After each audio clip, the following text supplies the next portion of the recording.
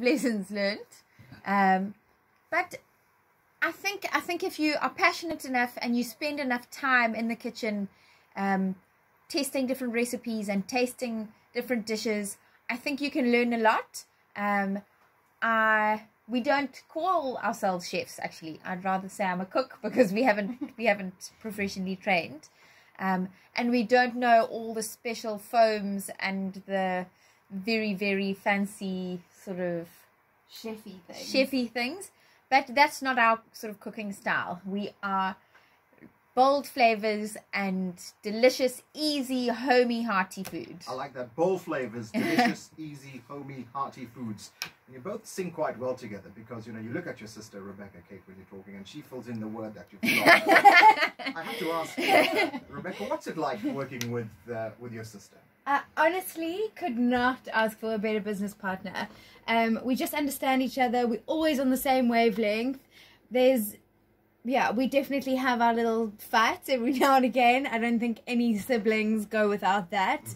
But at the end of the day, we love each other and we respect each other in business. And we always have the best intentions for one another in our business and for the business. So I think that level of respect is unparalleled in any other kind of partnership, to be honest. I think being sisters is one of our biggest strengths. It's so heartwarming to hear you say that, because sometimes when family work together, right, and quite closely, relationships tend to suffer, especially when money is involved and things. So, Kate, would you go according to what Rebecca has summarized in terms of, you know, working with you? Absolutely. I think we've grown up very close, with a family that are very close, and I think we have learnt, I mean, we've always been told from little to respect each other, and it is a major part of our business. And respecting the other person and wanting the best for them, and them wanting the best for you're always going to be trying to make it easier for the other person. So who compromises first if there's a disagreement, you know? How do you handle the disagreements?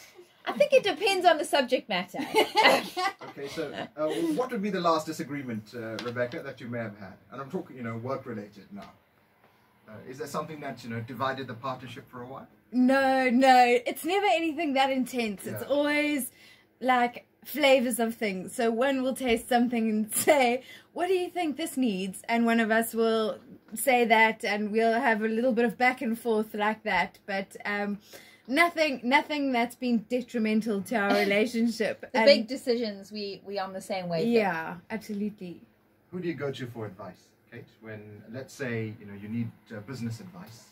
You've obviously got your sister and she's your business partner. Yeah. Is there someone else that you go to? Is there a mentor? Is there a confidant that you can pick up the phone or drop an email to, just to canvass their opinion? We do often chat to our parents, get advice from them. My husband also has his own company, so I chat to him as well often about any questions, and also get quite a bit of advice from him. Other caterers in the business, we phone.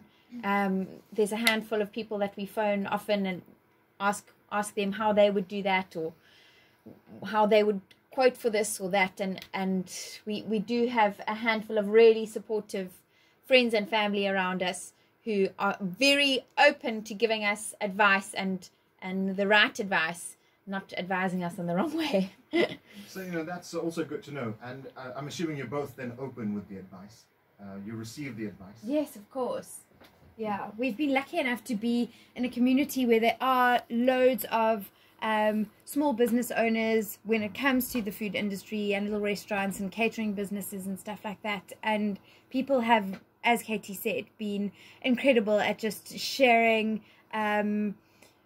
bits and pieces of advice and their own learnings as well. So now I have to ask you, since you are in partnership and, you know, the business has been going well, and you've now got the book that's launched last month, Rebecca, in terms of being an entrepreneur in South Africa in 2019, what's some of the challenges that you're facing as a business person, not as a cook?